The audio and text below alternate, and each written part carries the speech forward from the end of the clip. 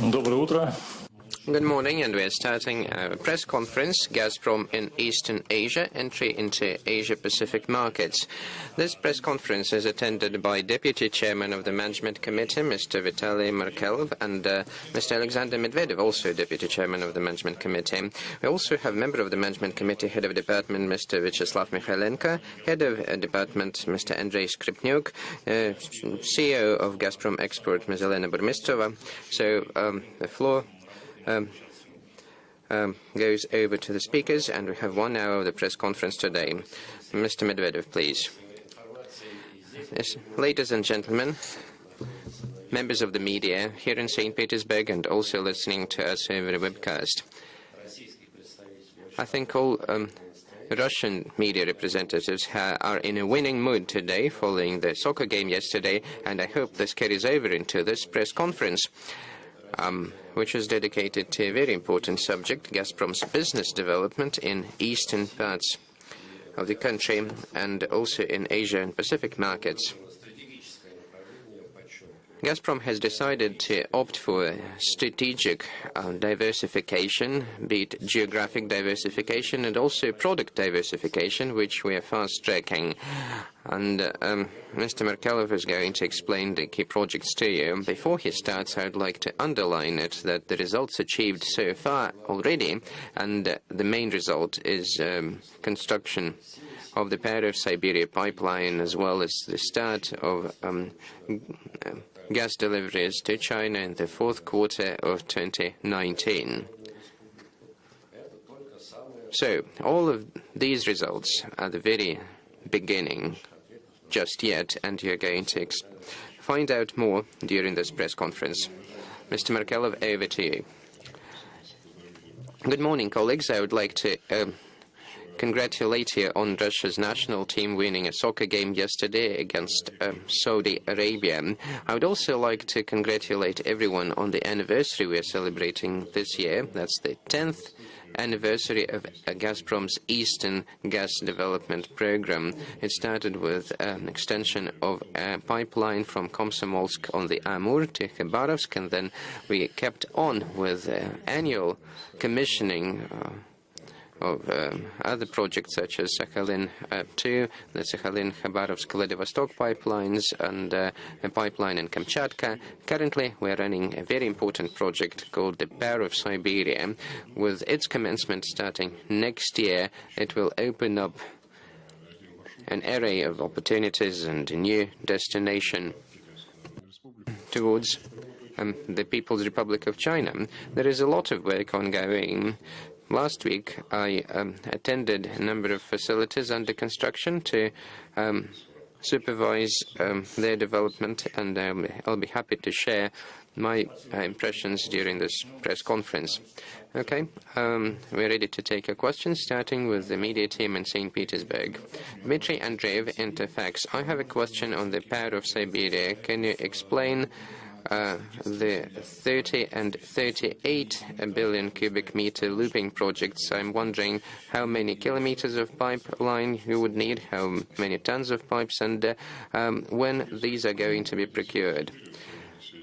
Speaking of the Power of Siberia, we are completing construction of the trunk pipeline, and we only have about 80 kilometers or so remaining. On the welding part,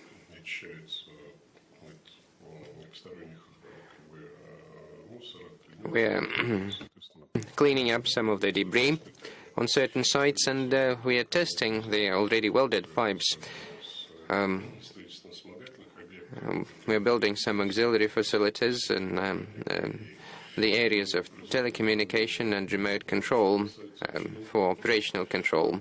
On the Chayanda field, we are running at full swing.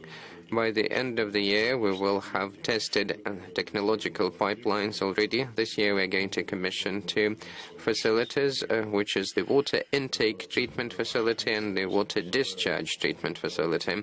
And then we'll set up power generation to feed electric power on the site. So construction is going in line with the plan, sometimes ahead of the plan, especially when it comes to the trunk pipeline itself. We have absolutely no doubt that by the end of December next year, we will have commissioned all of the facilities and we will have started gas deliveries in line with the contract. Now, Amur gas processing plant. We are running again on full steam on phase 1. The foundation has been laid already. By the end of June, we'll have heavy-duty equipment,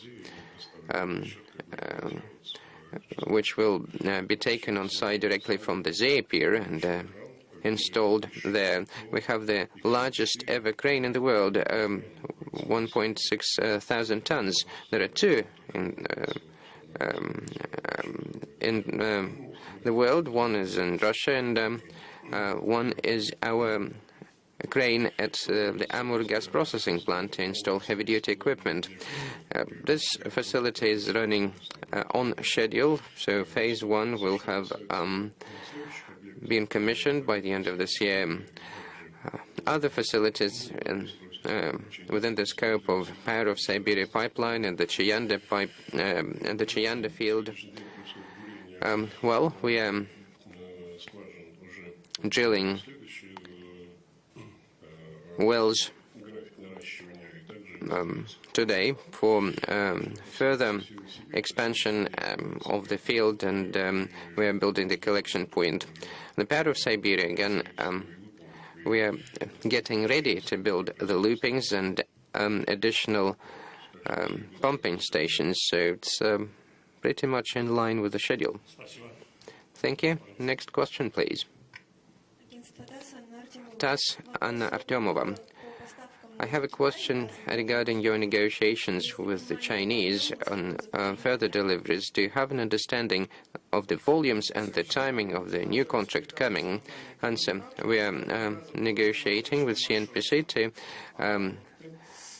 discuss gas deliveries via the eastern route, and we cannot outline the timing currently because, well, it took a while to discuss the first contract with the Power of Siberia 1, and we would expect to finalize negotiations by the end of 2018. That's our wish.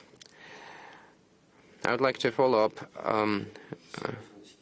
This expectation is related to the following fact. China is really demonstrating additional demand for gas, which they put forth in the negotiations, and this is another factor to suggest that the negotiations are to be finalized within the timeline specified. Next question from Maria Buravtseva, RBC. Gazprom is developing pipelines in the eastern parts of Russia. Power of Siberia is one of the largest, okay? And you have suggested that it would feed gas to China. Whether these pipelines could also be used to feed gas to Russian consumers, or is it going to be a transit pipe only? If you do plan to distribute gas from that pipeline in Russia, then what contracts have been made already, and who are going to be the major consumers? Thank you. Thank you for your question. The Power of Siberia pipeline does provide for an opportunity to feed gas to Russian off-takers in the regions of Amur and Yakutia. Particular off-takers have not been identified as yet. We keep negotiating with the regional administrations of the Amur region and the Republic of Yakutia. So far, we have not identified any particular specific off-takers. Next question, please.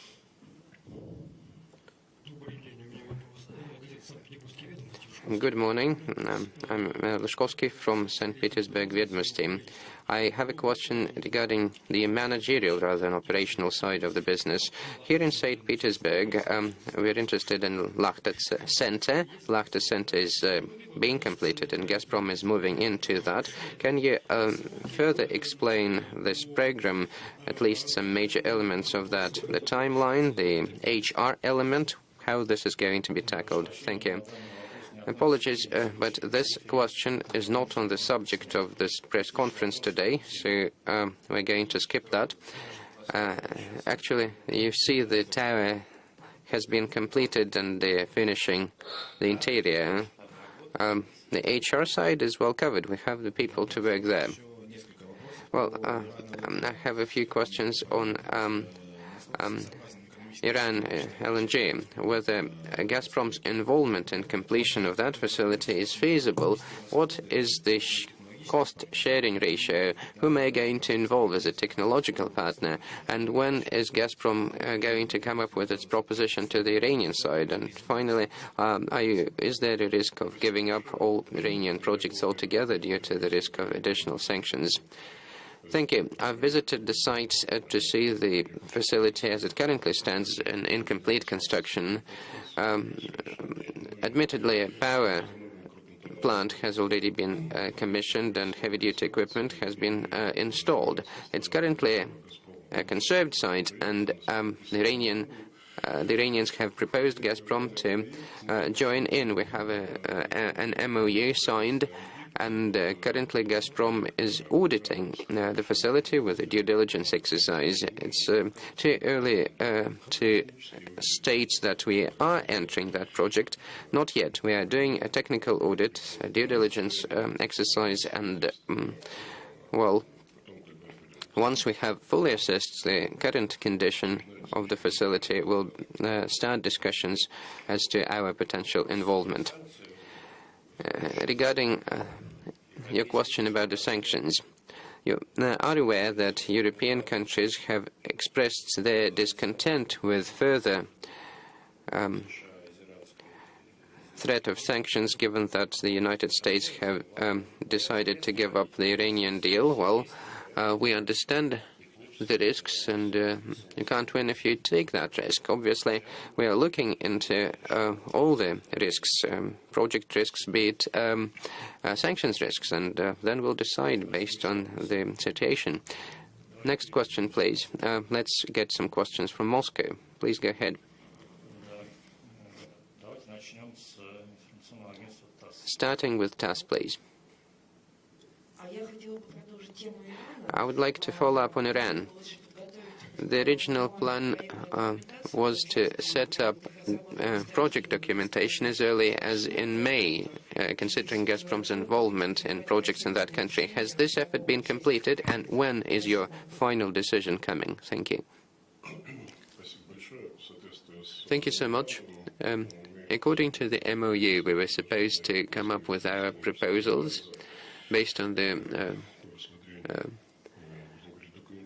feasibility analysis, having studied the documents put forth by the Iranian side.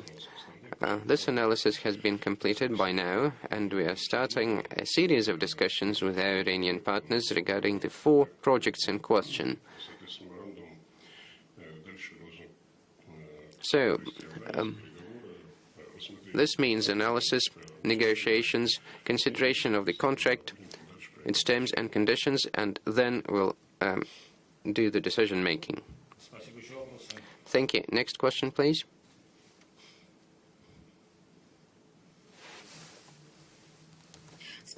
Thank you. My name is Yulia Natarova, NHK from Japan. That's public television in Japan. I have 2 questions. One is the possibility.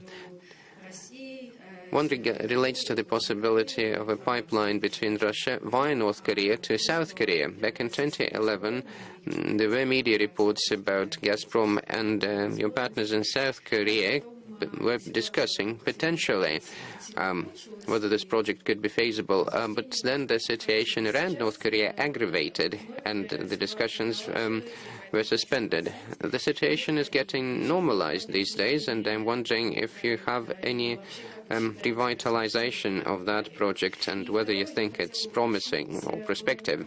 My other question is about a different media report considering Sakhalin-1 to Sakhalin-2 gas sales, from Sakhalin-1 to Sakhalin-2.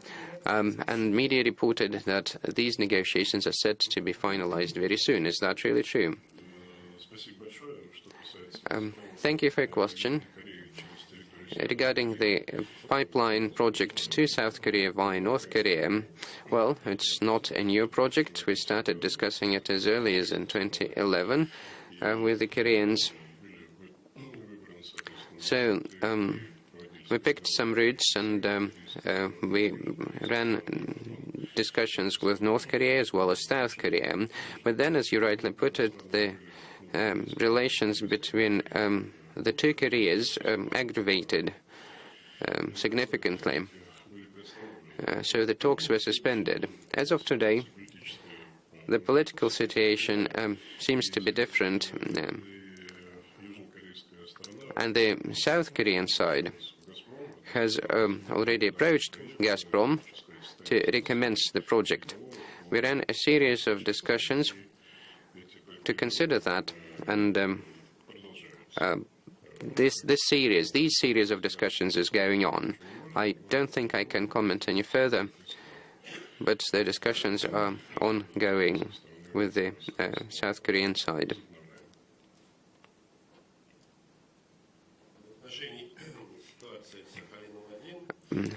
Regarding Sakhalin-1, well, as you may be aware, Sakhalin Energy and Sakhalin-2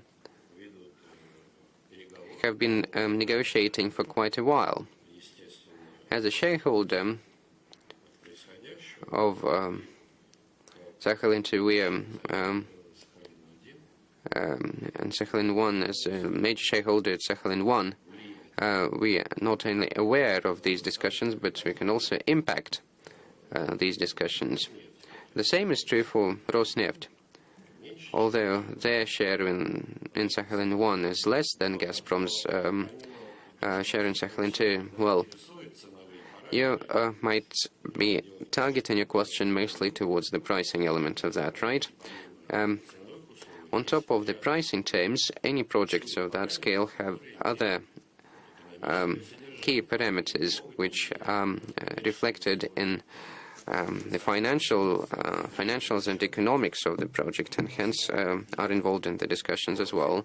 It's the start of these deliveries as well as the profile, volumes, potential timing of these deliveries.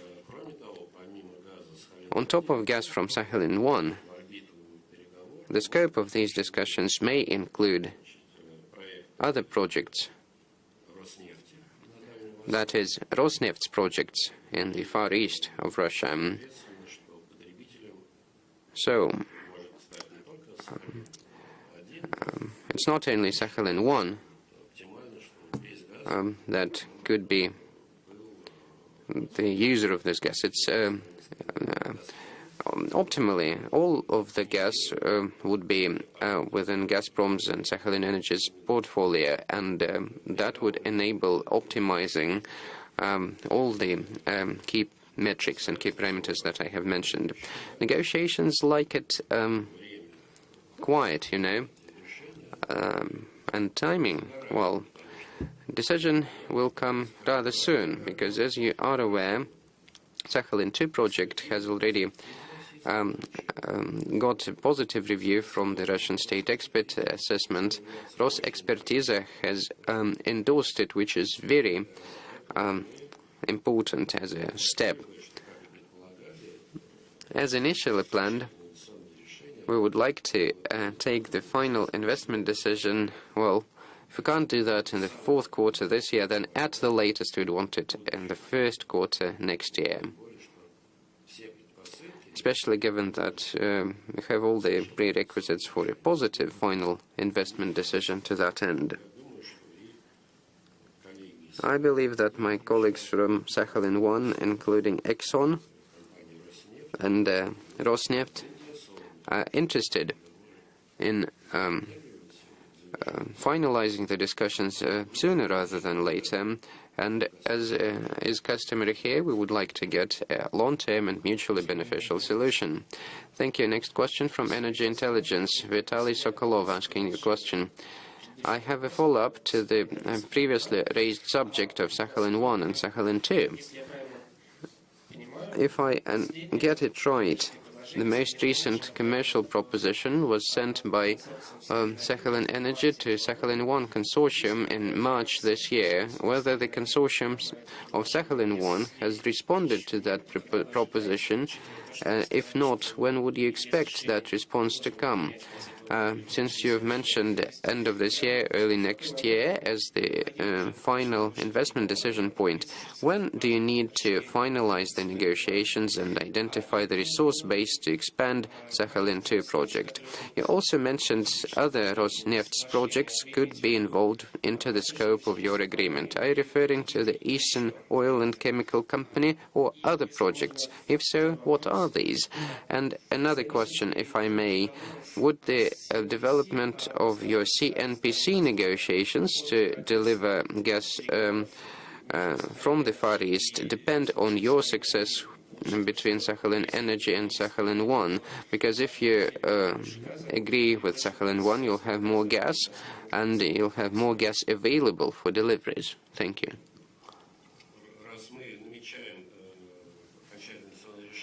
Since we are targeting the final investment decision for the fourth quarter this year or first quarter next year, that would mean that the negotiations are to be finalized before this potential event occurs. Considering expansion of this perimeter,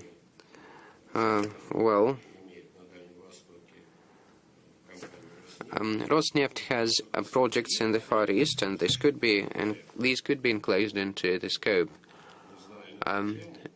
Their demand, is known to us, and they are supposed to approach the one who has gas. I wouldn't really dwell upon the specifics or any further details of these discussions. I know that the outcome is more important than the process, of course. And now, CNPC element. Let me answer that question. Negotiations with CNPC are not linked with Sakhalin-1 and Sakhalin-2 negotiations. As of today, there is no need, simply. Thank you. Any further question? Ria Novosti, please go ahead. Good morning, the Liberal Press. I have a question about gas deliveries to Russian regions in the Far East, Khabarovsk and Primorsk Krais, as well as Kamchatka.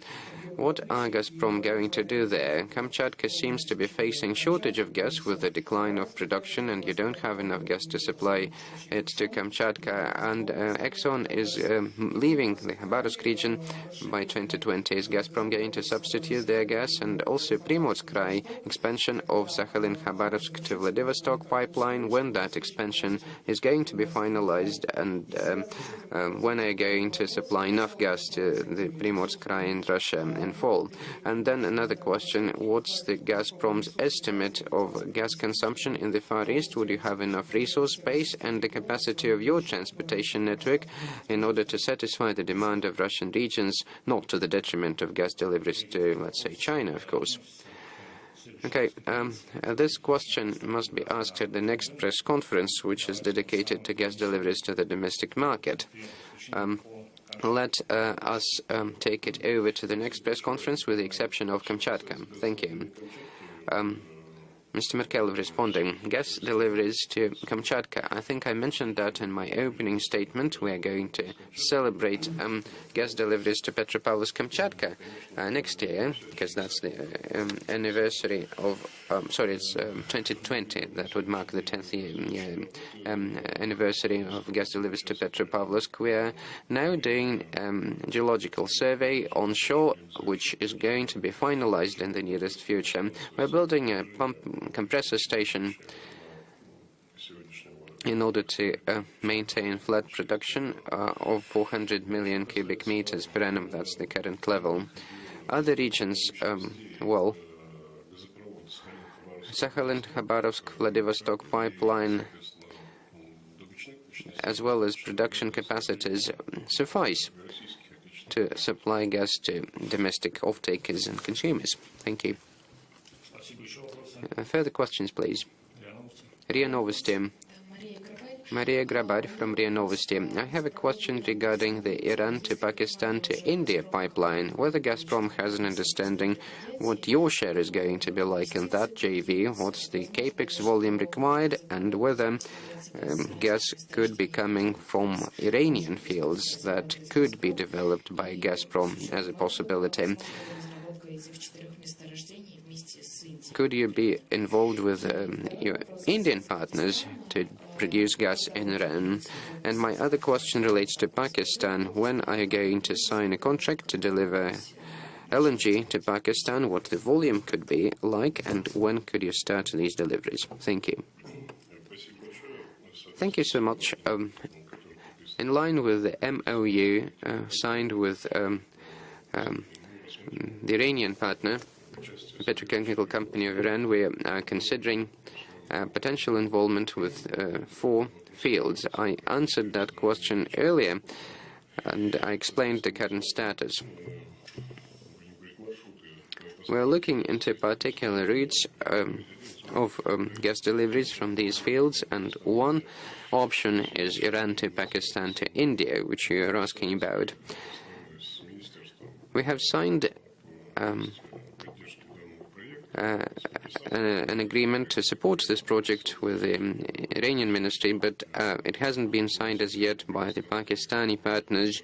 It is under review by Pakistan. The same is true for India. The document in question provides for a FEED study, which will answer pretty much all the questions you have just asked. So far, we have not commenced that work as yet. And regarding the second part of your question on Pakistan, Gazprom Group indeed submitted a commercial proposition, a commercial offer, back in March 2018, but we have not received any responses yet. That is a tender bid, so that tender has not been, the results of that tender have not been announced as yet. We're waiting. And just as a follow-up, Pakistan has a provisional government on the 31st of May. The government has resigned, given the elections pending. Once the new government enters office, then we'll have a further impetus to the development of our relationship. Energy intelligence, next question. Thank you. I'm wondering if you're discussing potential involvement of Gazprom in the construction of pipeline from Iran to Oman.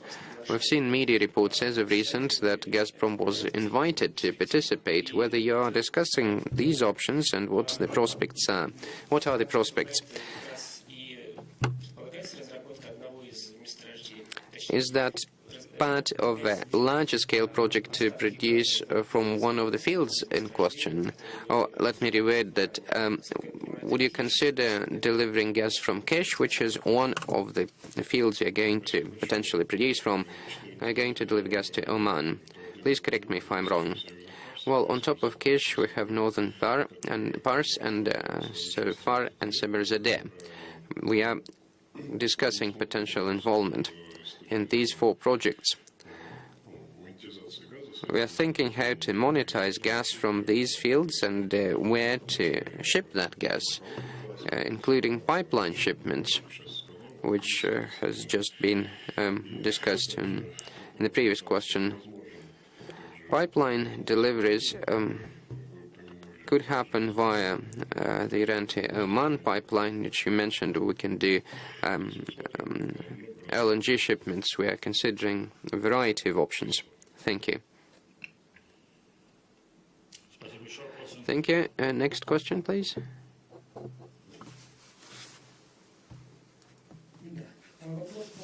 Thank you. I have a question about the Amur gas processing plant.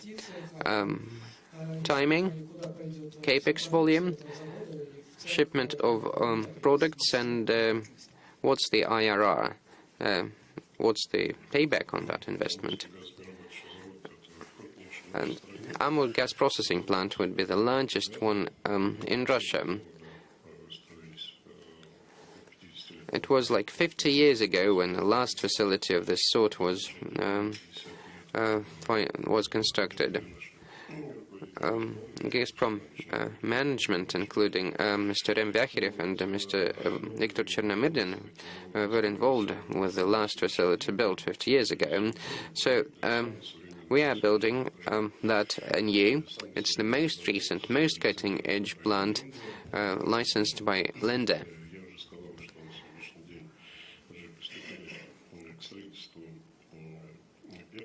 Construction of the first phase has already been started, which is to be commissioned in 2021. Full commissioning of the plant is targeted for 2023.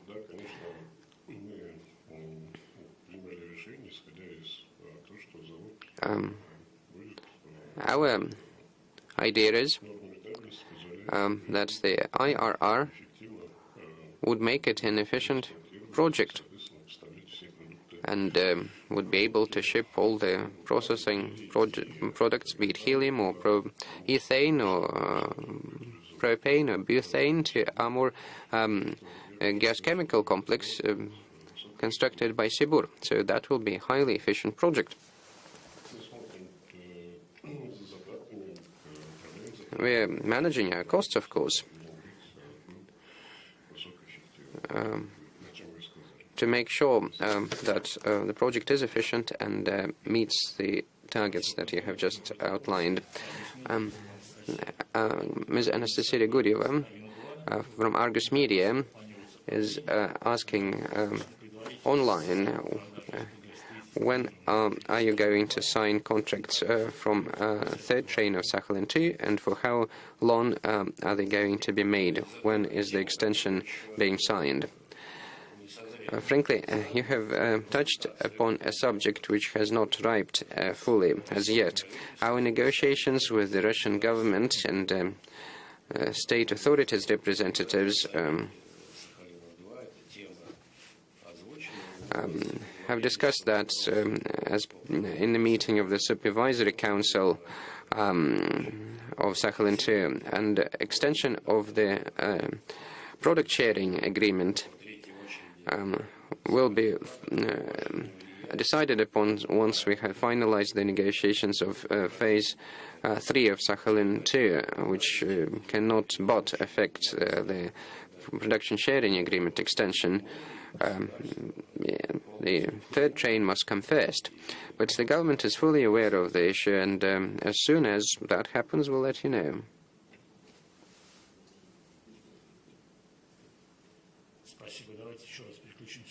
Okay, let's get over to Moscow once again.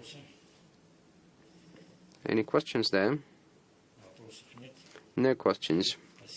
Then, thank you. Over to St. Pete. If there are further questions here, you're welcome. Question from Dmitry Matveyev as a follow-up to Mr. Markelov. The 30 and 38 billion cubic meter loopings on Power of Siberia. Could you again mention the timing, the kilometers of length, and the tonnage of those pipes? Question: why are you asking? The tonnage of pipes. Interesting. The capacity of trunk pipeline is based on the volume of gas to be delivered in line with the contract. As far as the particular loopings are concerned, I can't really tell you out of the top of my head. Project design documentation is underway. Where those loopings are happening, in which particular location, we can't tell you. Again, the compressor stations and the loopings will be in sync to match the delivery volumes targeted in the contract. Obviously, as Kavikta field gets connected as well, it's not only about the loopings. Thank you. Any further question? Any questions from Moscow? TASS, please.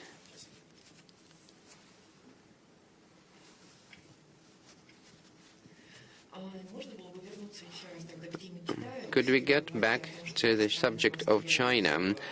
On numerous occasions you have mentioned the country is prepared to consume more Russian gas, but we haven't heard any news about the western route. Is that still promising? Answering very briefly, it is promising. There are some good prospects, which is apparent. The question is when that prospect comes into reality in the form of particular agreements or arrangements.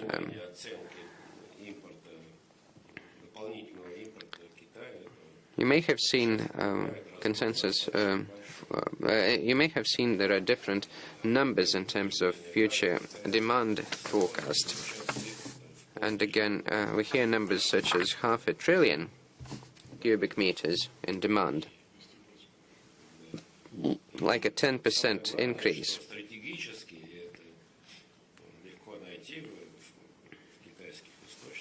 You can easily find that in Chinese sources. There is no way back strategically, because coal is going to come down as a share of the energy mix, and that will be happening very fast.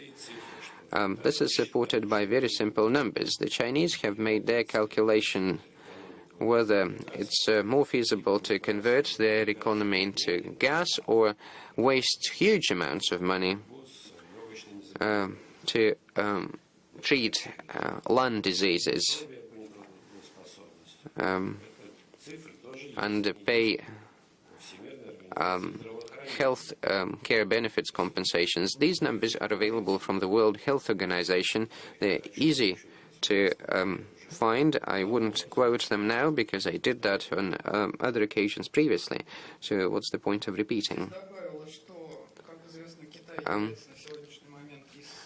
I would add here that China is one of the most promising gas markets in the world.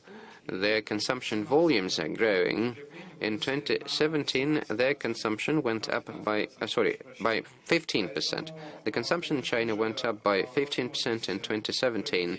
So further negotiations of additional deliveries are now held by the Chinese partners with pretty much everyone. This relates to pipeline gas as well as LNG, and currently China is looking at their needs in different regions, and depending on their demand will further handle negotiations with respective partners. Thank you. Next question, please. I have a question about the power of Siberia. You mentioned that potential Russian off-takers could be available, and you're negotiating currently. You're saying that it's 38 billion cubic meters of the total power capacity of this pipeline. Do you have an understanding which part of the 38 billion cubic meters is going to China and which is to Russian off-takers? Answer: 38 billion cubic meters is our export volume to China. So I don't quite understand your question. Please clarify. How much is going to Russian off-takers using the power of Siberia pipeline? You're saying you're negotiating with potential off-takers in Yakutia, for example.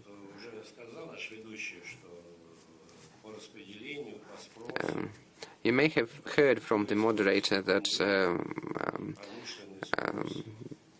demand from households and industrial off-takers, the distribution, etc., will be handled by Mr. Gennady Seleznov. By Mr. Seleznov, who's going to have a press conference next time he's in touch with current and future off-takers. Whether any particular demand has been claimed and what's the real demand is, all of these questions will be handled by Mr. Seleznov. Is that happening when? Tomorrow? No. Next week. Next week, that is. So you'd better ask it to him. Please come by. So we wouldn't want to take answers from his mouth. Okay? Next question on the subject of our press conference today. And just as a follow-up on the power of Siberia, I'm going to reword my colleague's question to get to our... is that about the tonnage? No? No. Yeah, by the way, rather the loopings, which you enjoy so much. So, my question is, As far as we know, the capacity of Power of Siberia could be up to 48 billion cubic meters. 42 will be processed by the Amur gas processing plant to convert those into 38 billion cubic meters fed into China. So that leaves us with 6 billion cubic meters. Some part will be lost on the way with the compressor stations and elsewhere.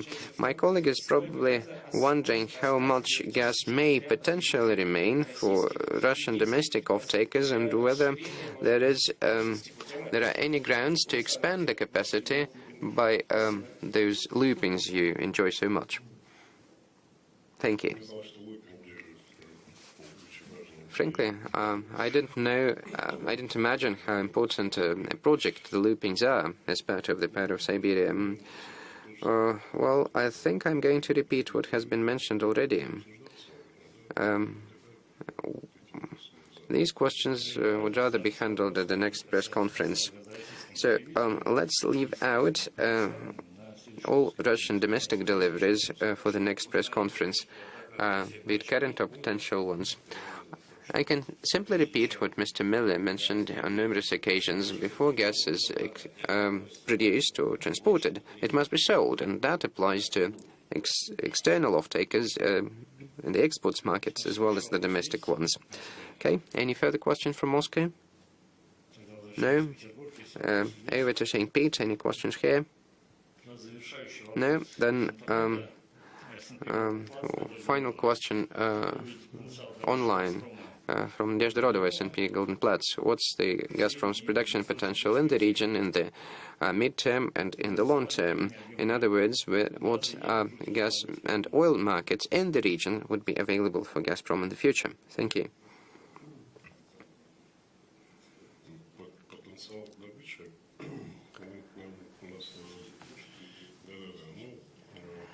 Well, production potential in eastern Siberia and in the Far East. We have 4 gas production centers: Krasnoyarsk Krai, Irkutsk hub, Yakutsk hub, and also the Sea of Okhotsk. These are major fields. I'm referring to Kavykta and Chayanda. These are major fields we are developing today. Further surveys and exploration efforts are ongoing in Yakutia and Irkutsk. So that is under development now. The potential is huge. The potential is immense in Sakhalin as well.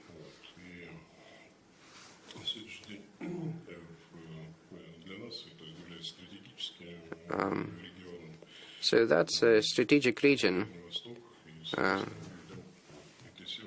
for Gazprom. So we're working hard on exploration efforts.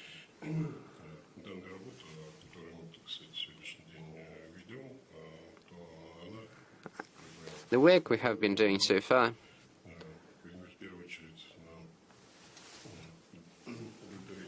targets to satisfy the demand of domestic off-takers, first and foremost, and you know that we have some exports capacities already.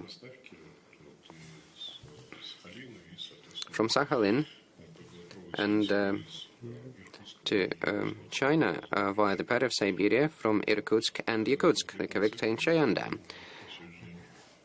Well, I don't think I can give you any specific number because the number is changing every day, given a huge volume of exploration efforts.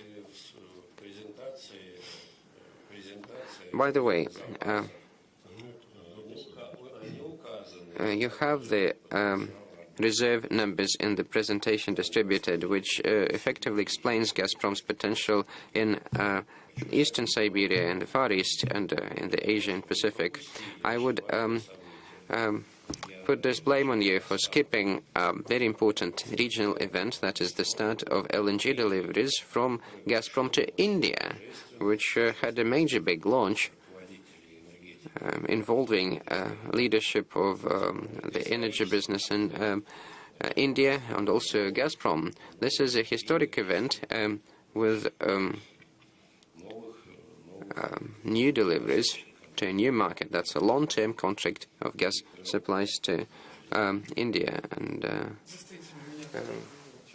Elena could briefly follow up.